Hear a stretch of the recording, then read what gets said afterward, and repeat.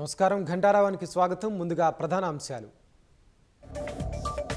మంత్రులకు శాఖల కేటాయింపుపై కొనసాగుతున్న కసరత్తు. నేడు మల్లికార్జున ఖర్గేతో భేటీ కానున్న సీఎం రేవంత్ రెడ్డి.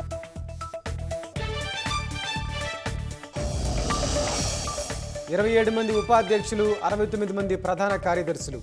పీసీసీకి కొత్త కార్యవర్గాన్ని ప్రకటించిన కాంగ్రెస్ అధిష్టానం. పేదలకు ఇంటి కలను సాకారం చేయడమే లక్ష్యమన్న పొంగులేటి.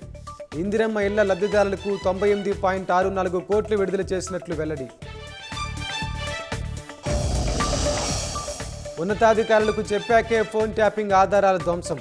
రేపు మరోసారి ప్రభాకర్ రావును విచారించనున్న సిట్.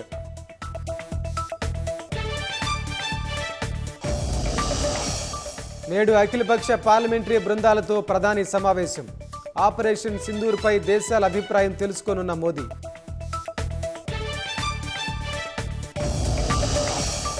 లాస్ ఏంజలస్ నేషనల్ గార్డుల మోహరింపు నిర్ణయం సమర్థించుకున్న ట్రంప్. అమెరికా అధ్యక్షుడిపై న్యాయ పోరాటానికి సిద్ధమైన కాలిఫోర్నియా.